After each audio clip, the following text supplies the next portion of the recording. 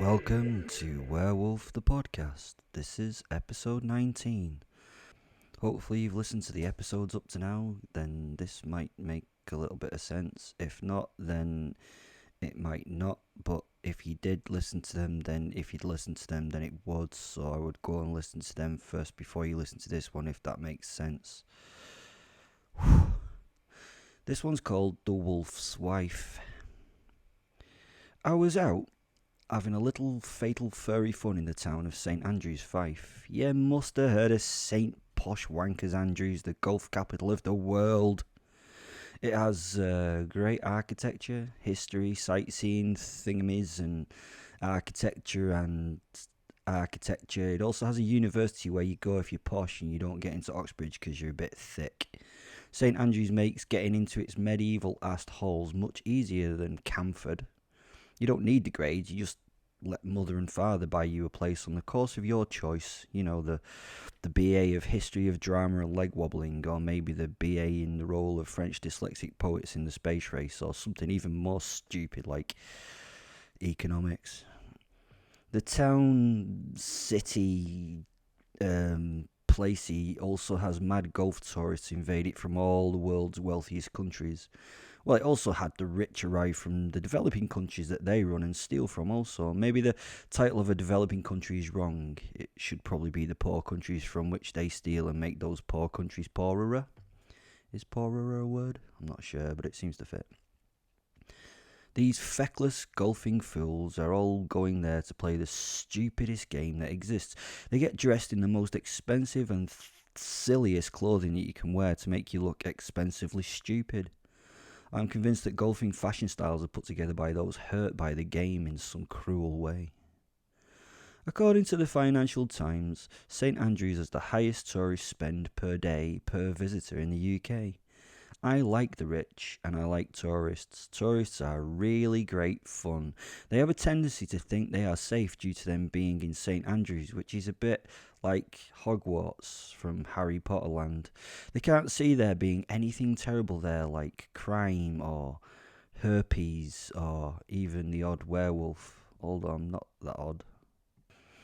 The golfers, I may have hinted, are all knobheads. The golfers deserve to, die just because they like the game. Honestly, it's just marbles with a big, long, fuck-off walk. What was it, the quote that Winston Churchill said? Hitler's a maniac? No, it was about golf. The game of golf spoils a good walk. I describe it as a stupid game to go out and play for big bags of expensively dressed stupids. I hate golf. You might be getting the idea. It's a sport that I am not naturally good at. That means I hate it with a passion that the game deserves. If I am no good at it, yet a 72-year-old semi-senile American dressed like his flag is, then it's really not worth my time.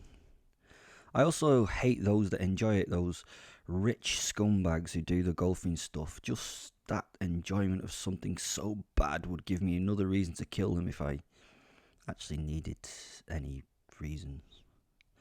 The golfers also unwittingly wander on the open fairways, and with so many courses, I think it's 18ish in St Andrews, there's always a quiet time to play on a peaceful green or three. That is ace for me when wanting to wolf around. It provides me with many a course choice for many a course meal on many a course choice of courses. The city also has a large body of incredibly affluent international students during term time, wealthy students who have rarely had to suffer or show fear. They have money and influence, so when that money and power does not protect them, they lose all hope very quickly. The money and the influence have also given them the overconfidence of our betters. Overconfidence that can lead them into all sorts of issues. I love it there. It's like a supermarket of wealthy people, like a world buffet with many different human flavours, quite literally. I also like the multitude of foreign visitors because it takes a while for anyone to work out that they've disappeared when they are suddenly gone. You know, they may have decided to go and explore somewhere else in Scotland. Like my belly. I had just fed on the West Sands beach a sweet young thing that I met in a bar on North Street.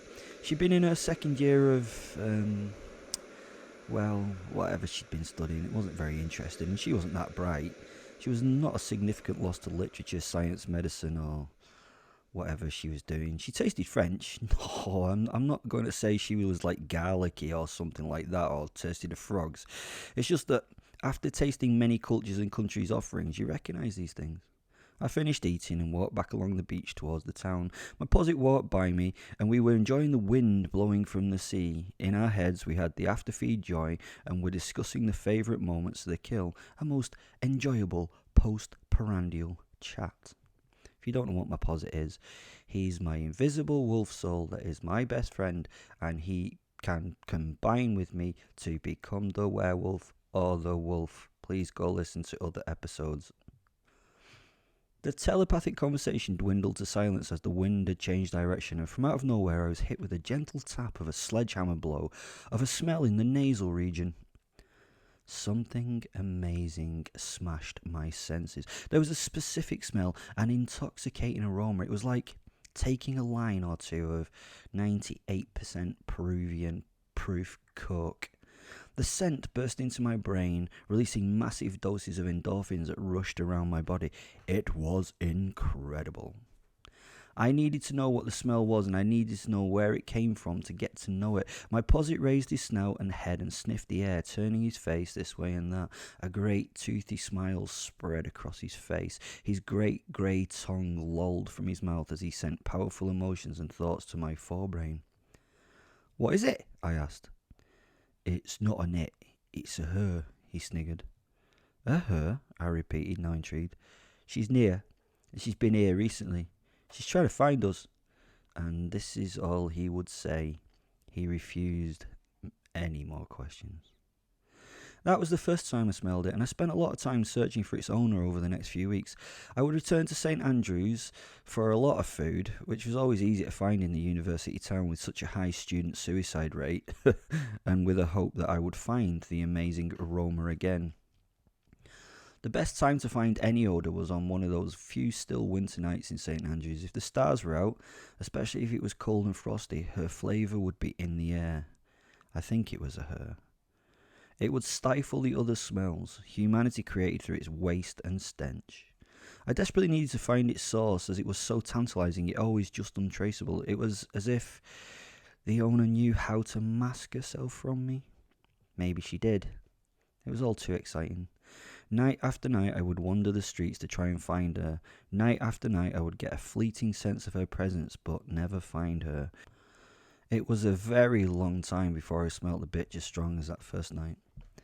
It was the following damp January when walking through the main town. I'd been on the hunt but had got bored, so I just fed and left. No torture, no fun, just food. To be honest, I'd started to get fed up with sensing the perfume but not finding my target. Then I got a deep and satisfying whiff of her.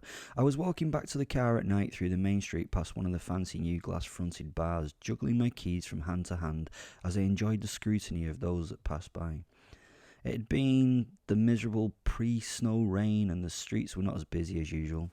I looked up from my juggling and I noticed a beautiful scene in the massive picture window at the front of a bar. 4 young, unusually pretty women sat having drinks and what looked like a lot of fun. They were all seated at a high table, their stools surrounding it. It was lit like a scene set on a stage to promote the bar. Nothing could entice people more from the outside to the inside on a wet winter's night. Overriding everything was the scent. The heady scent that ignited something in the wolfy part of me. The women were all so beautiful and talking and laughing at the news of the day, and I stopped and paused, squeezing my grip around the keys as I stared at the scene, the leather creaking on my gloves as it tightened. My posit had stopped dead also, and I heard him whistle in my head. "Whoa," he said. "It is her." He looked at me from his place alongside. "It is her, Will. She's found us." "She who?" I said in reply, but was already focused on the table of tens. Smiling, I made my way towards the bar door to see if I could get involved in their evening. It was only on waiting patiently for 2 men to leave the doorway that I noticed something strange in the stage production of the scene in the window. I stopped, my mouth agape ridiculously. It lay there below the table. It was something that should not have been, something that I had only ever encountered once before in my life. I turned towards my posit Fenrir and dumbly pointed at the creature that was sitting at the feet of the women. Is that a posit? Is that an actual posit? I asked. He nodded his head in response. Yes, Will, he smiled. That's most definitely a posit. Fen's ears had pricked up and he shook himself to clear some of the moisture from his fur that was not wet. I could sense his excitement, and that excitement was transferred to me. It was definitely not a big dog. It was definitely a posit. There sat a gigantic fuck-off white wolf at the base of the table, snoozing. I couldn't move. I was fascinated. As I stared, the lying posit started to twitch its nose, and then it swiftly lifted its head and looked through me. No, it wasn't me, it noticed. It was Fen, my posit. Their eyes met, and they just stared at one another for a while. The world seemed to stop as they communicated. I couldn't listen to their conversation, but I knew they were having one. As I continued to watch, my mouth now hanging open, one of the women slowly withdrew from the conversation and reached a hand down towards the resting posit. It was as if she was going to tickle it behind the ears to settle its restlessness. As she strove to touch it, she stopped and froze, and then slowly turned to look out of the window for something, and I knew she was looking for me. Her gaze crashed into mine, and that brief moment, well, it felt like it lasted 1,000,000 years. I felt her in my head, and I felt myself in hers. Sheer recognition of another one of me. Her hair was deep auburn red and neatly styled on the top of her head. Her eyes were ice blue and piercing. Those eyes were no normal eyes of a human monkey. Those eyes were that of a predator, a killer. She had me transfixed, unmoving for the first time in my life. I was literally unable to leave that spot or look away. I now knew how my prey felt, locked rigidly in position, terrified and yet excited. Her features were perfect and cold, with high cheekbones and a sculpted nose, giving a general regal air to her looks and attitude. She flowed from her seat and insinuated her way to the window. There she stood facing me. She wore a short blue dress on her pale skin. The dress was a perfect, classic satin couture style in livid blue. Her hands went to her hips and she stared at me. Her posit sat up and shook its head and yawned. It then made its way to its feet with another full body shake, padding to her side and sitting by her to create a magical scene from a film. It was a scene that my life had always needed to see, but I'd not known that I needed it until now. I could focus on nothing else, only on her and the wolf before me. She smirked at me and then looked down and inspected her red nails, slowly lifting her head and directing her smile at me like a weapon. It rocked me with its power. It was a lot more than an ordinary smile. It was a sharp-toothed expression of amusement and beauty. I was in utter awe of her. I didn't know what to do. Everything else in life I had ever wanted, I just took without thought. And I wanted her, but I wanted her to want me to want her. That's weird. The moment suddenly broke as she looked away. I felt somewhat hurt that she'd let go of that instance that should have gone on forever. But instead of the usual anger, I felt something else, a need for her to give me that attention again. She turned to her friends, who seemed to be in slow motion now. She grabbed her jacket and put on a fur hat. She was ignoring me. I could not stop looking at her. I was willing her to see me again. My posit smirked, and a thought from him, "You got it bad," came swimming into my head from his. She had all my attention and knew it, so she took her time, teasing me with her apparent indifference and with each subtle thing she did. She smiled to herself again as she stood and opened her bag, removing a compact with which she checked her perfect makeup. She put on her fur coat and left, saying her goodbyes to her friends, giving each a small hug and a kiss. The girls looked confused and questioned her going, so she nodded towards me, where I was transfixed. 3 faces turned my way and beamed. Each of the girls gave the others a knowing look and a giggle, and then she left them. I stood motionless and waited, feeling a little stupid and embarrassed in front of the women still seated in the bar. It was a rare thing for me to feel this way, so I became a little annoyed inside. I also felt a sense of loss that she'd gone from my sight. All new feelings for me. Then the front door opened and she stood in front of me for a moment. She wore a cream white full-length fur and a matching hat and looked like a Russian princess. She wished the doorman good night before walking towards me, with her posit trailing her at first and then with it running before her, tongue lolling towards me. My posit in response charged forward and met hers as though it was a best friend that it had not seen for years. She continued that walk towards me, her eyes fixed on mine, a predatory grin on her lips. Her walk was, setting off alarm bells in my head. I'd never seen anything that I wanted more. The two posits played excitingly as tiny pups would. They were busy chasing, running, and made their gratings in very doggy ways. She walked past them towards me, and as she approached, my senses were in absolute overdrive. The beauty of her graceful movement, athletic and without a waste of any energy. I could observe that she was a powerful creature in complete control of her physical being. For you humans with your poor sight, hearing and smell, I can never do this description of her justice in prose. You are just too poorly equipped. The smell was like the blossoming of colours. Blues and whites surrounded her, and she fucking sparkled. She stirred parts of me into a frenzy. Not a hurtful frenzy, but just a need. I was feeling things I had never known. A want and yet not a requirement to take. Hunger, yet not a want to feed. She stopped, smiling. She was just a couple of feet in front of me. The effect was something like a half brick to the side of the head, that brick removing all thoughts of anything but her. She spoke. I think we should talk, Will. I was speechless. How did she know my name? I've been keeping a somewhat impatient eye on you. You do a lot of killing, huh? She asked, amusement playing on her lips. Her accent was a mixture of Eastern European or Russian or Slavic with very, very good English. She seemed very smart and gave off a sense of intelligence well beyond mine. She had me completely worked out already. I was tongue-tied. I had no idea how to reply. I wanted to tell her off, to answer her cleverly and candidly. That's what I would usually do, but I just couldn't. No, it's not that I disapprove of the killing. It's just the fact that you do so much of it in my territory. How am I supposed to keep up? She laughed. She was playing with me. She was playing with me, and I did not know how to respond to it in the slightest. I wouldn't usually allow this. I would have taught her not to be wise with me. I would have been strong and fucking alpha, but I could not be in this case.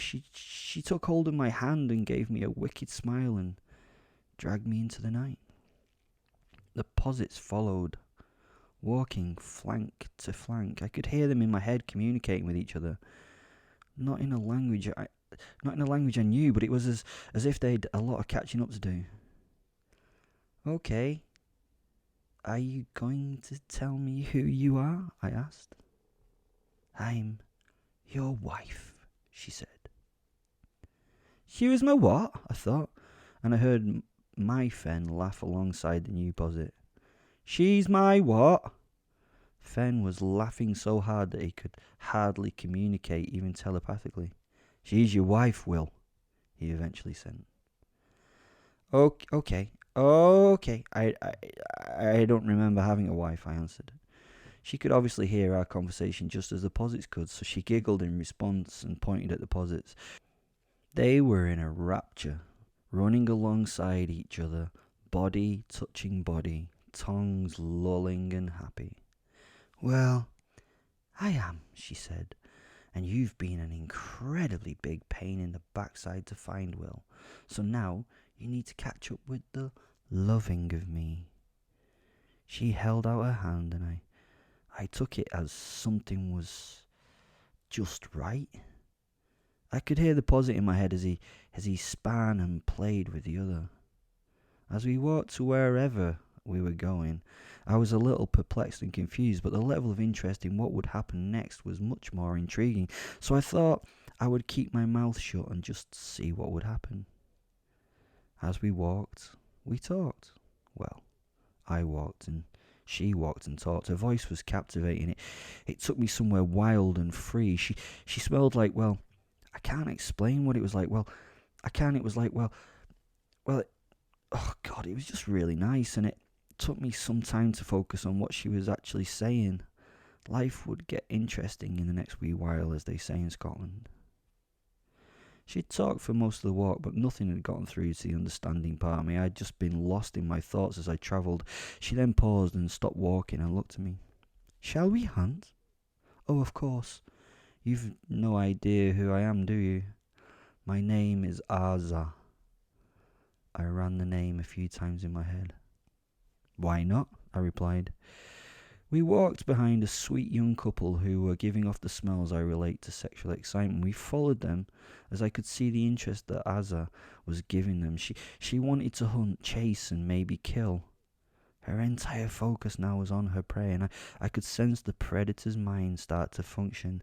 These poor little sheep would stray and probably lose their way this night, poor little lambs that they were. We walked in silence, somehow comfortably holding hands. It felt right. All focus was borne on our prey. Behind us, the two posits walked flank to flank. Still, their minds buzzed with communication, but their excitement grew as they sensed our excitement and interest in the hunt. We were silent, walking and listening to our prey chatting as they bimbled along. Unaware, they did not sense the danger that the night brought. They were lost in their own little bubble, a dangerous place to be when werewolves walk the same streets. An insensible state of being within any environment. We followed them into what could be classed as a nightclub if St. Andrews would lower itself to have such a thing. The Lizard was a bar in the basement of another bar and restaurant. It played mind-numbingly bad dance music, badly mixed by bad DJs through a tinny bad sound system. It pained me to my very core and even hurt my teeth after having a youth filled with great dance music mixed by those DJ gods like Carl Cox. The club stunk of ancient alcohol and ancient sweat on young bodies. The bodies swayed almost rhythmically to the painful music in the manner of alcohol-diminished dancers on the world's worst dance floors. Aza took point in a position that let her keep full awareness of the lambs and yet keep us unseen, or at least unnoticed from their dull eyes. She was focused entirely on them with a tick twitching in her jaw.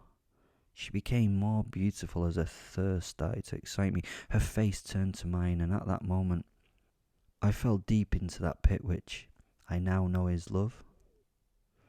I read in her eyes the want and the need for violence and the sexual charge that it gave her as she stared, ready to separate our victims from the herd.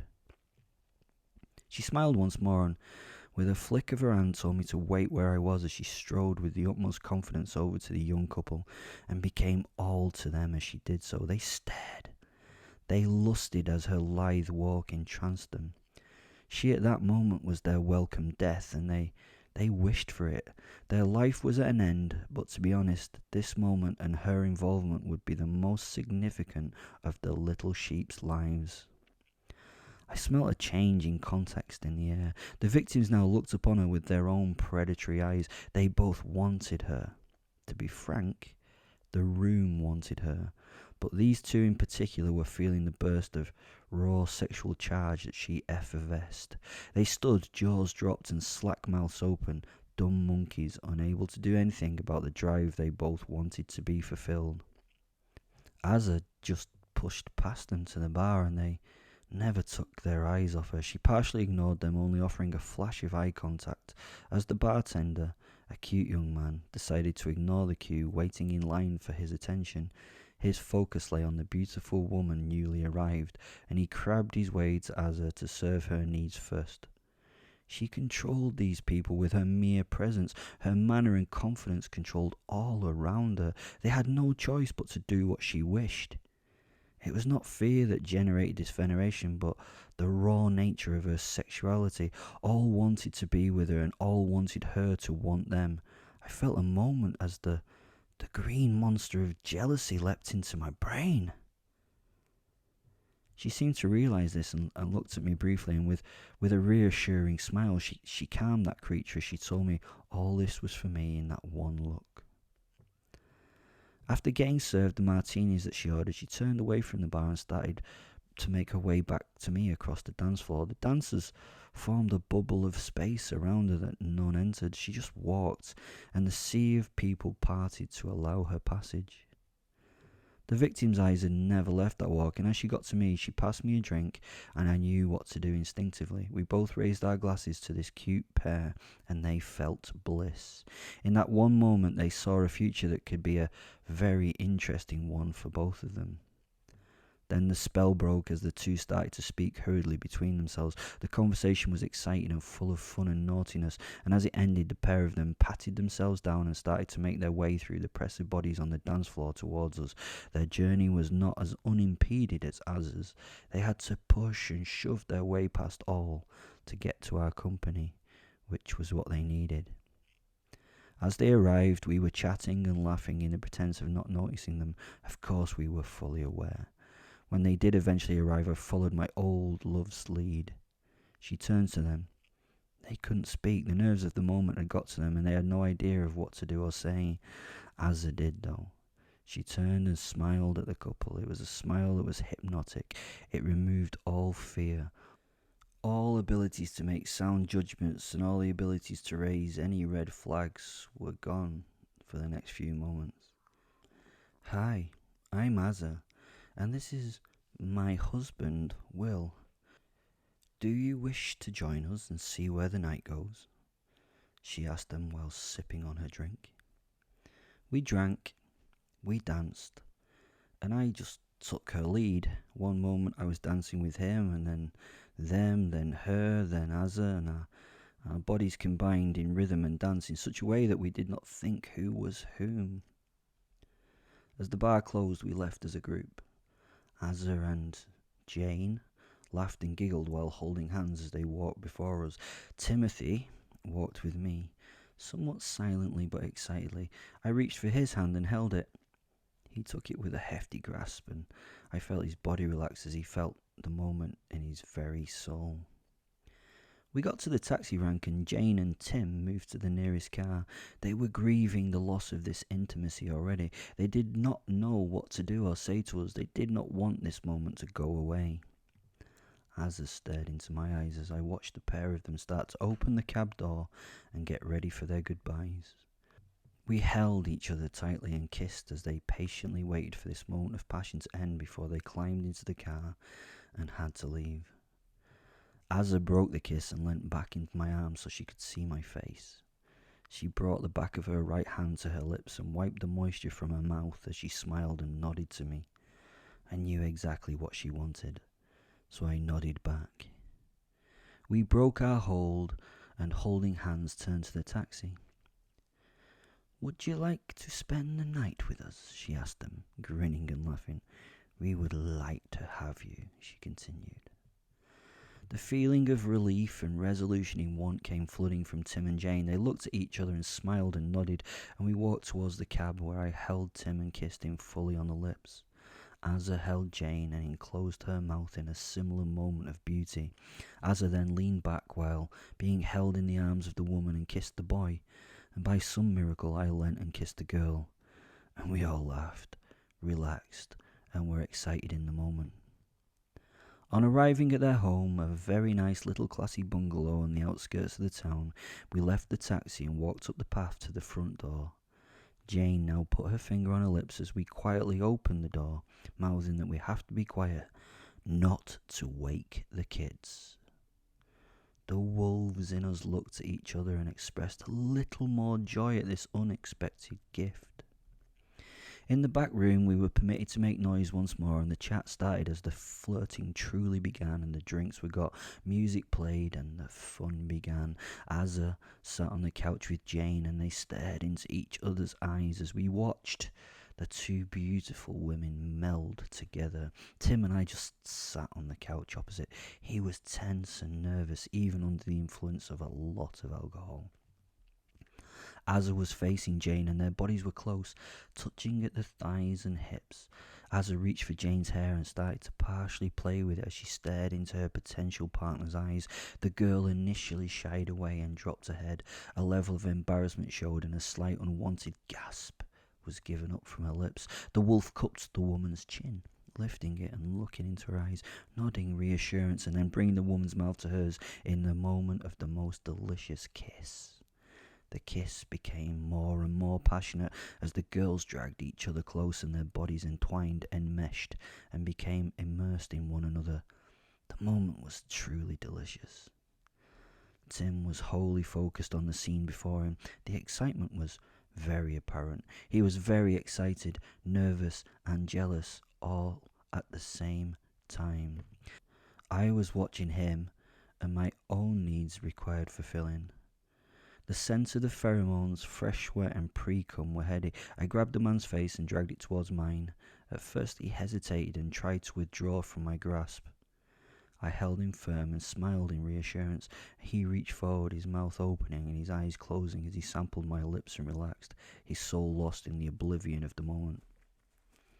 Over the next 3 hours the wolves lay with the sheep, a mixing of bodies, a mixing of fluids, a mixing of pleasure, a mixing of pain and wants and needs that could be realised. In the following hours, none of us knew where one body started and the other ended. None of us knew who was inside whom or pleasuring who. We writhed, we heaved. Sensations were passed between us as if they were one body and one shared mind in those moments. We knew the sheep in all their stupefied glory. That little prey-like centre in their mind was so easy to convince that we were all alike, that at this moment they were our equal. That's when Azza turned this into a truly beautiful moment for us. I sensed a change in her mental demeanour. She'd fulfilled her sexual needs. She dripped with sweat and lay with her sex engulfing Tim's while she shagged him hard, holding her posture by supporting herself with her arms. As she slammed her body into his hips, his face was that of ecstasy, but it started to change as she increased the power of each thrust into the young man's waist. His face changed, showing the beginning of confusion and suddenly a little fear and then pain. He stopped holding her hips and started to try to push those hips away from him. He was trying to slow Azza, trying to stop those meteoric thrusts as she slammed herself home. She stopped the ride and looked down at the man. "Do you really want me to stop, Tim? Are you not getting what you really want from me? Tell me to stop again and I will." The man's face changed. He'd lost the intensity of the new sensations he was feeling. "Just tell me what you want, Tim. Just tell me and you can have more." The man was lost. I want more," he whispered. "You want more?" she asked, a seductive smile playing across her lips as she began to move in his lap once more. "You want more," she repeated. "Yes, I need it," he replied. She laughed aloud and started to grind harder, driving her hips harder and harder into the man. His moans and groans became louder as she forced herself onto him with heavier and heavier thrusts. As the intensity built, she started to transform. Her eyes changed to the sapphire blue of her posits. The beast began to join in the moment. Tim's eyes opened for a moment, and he saw the woman before him start to change. Fear took him, but he soon accepted his fear for the sensations he needed to be fulfilled. She now took her full were form. She was truly beautiful. The monster before me was the most potent and sexually exciting bestial creature that I had ever seen. My own excitement increased, and I could not take my eyes off this incredible display in front of me. I was behind his kneeling partner, slaking my own and her needs. Her face was buried deep in the bed's mattress, and she was screaming. I watched my goddess as she rode this poor human for the pleasure she needed like the predator she was. He no longer mattered. His life and soul were hers, and only of value for her needs. I could focus on nothing else, and my own body started to synchronize with Azza's as she increased the power of each stroke. Again and again her body's powerful movements grew, going beyond the strength and power of any mere human. The poor monkey on the bed began to feel her true strength. He started to now yell with ecstasy and pain. He then began to scream as the creature that mounted him took him far beyond his tolerances. As he cried into the night, she leant over his face. Her eyes were looking directly into those eyes of fear and pain. Saliva dripped from her now wolf and toothy maw onto his face, her body a steam piston in action on the broken body beneath hers. She laughed in his face. "Come on, Tim. Come on harder, Tim. Harder," she roared, a guttural scream at him. He screamed in response, much louder. He was breaking beneath her, yet his screams were those of a man lost in his own world of sensations. "Tim," she said, "you're going to have the most incredible experience. I'm going to screw you to fucking death." And she did. With one last drive of her hips, he yelled out in the last moment of elation and was gone. Little had I known, but poor Jane had been taking the brunt of my own excitement. I had her hair in my right hand, and I had forced her face so hard into the bedding that she could not be heard over the noise of Azza and her prey. I lifted her face and jerked her head to look at mine. It was a mask of enraptured pain, a face now of smeared makeup, tears and snot, but one of sheer happiness. I laughed, and for a moment Azza's eyes met mine. We were in each other's minds, truly together at this moment, like no one would ever understand or feel. 15 minutes later, Az and I lay on the bed. We lay on our backs, arms around each other, staring at the ceiling. I'd never experienced anything like those last few moments. It was more than sex. It was more than making love. It was an act only two predators of our level could enjoy. The sensations were too much for us. Post-orgasmic pleasure and the delight of causing wanted pain and death. The bodies of whoever they were now lay together on the floor in a bloody heap. I looked into Azza's eyes as she looked into mine. In those moments, so much information was passed between us. True love. True love. She smiled and kissed me. Rolling onto her side, her hand rubbed my chest as she slowly reverted back to her human form. Suddenly a new sound. What was that? An infant was crying. No, it was two. She cocked her head and listened, slowly coming to her knees on the bed. Again she was excited. She smiled and motioned with her eyes in the direction of the door and the crying children. In return, I smiled and felt a flutter in my stomach. She reached for my hand and stepped off the bed, inviting me to follow her. Together, naked, sweaty and bloody, we slipped through the bedroom door into the dark corridor. We were drawn by the little distressed protests.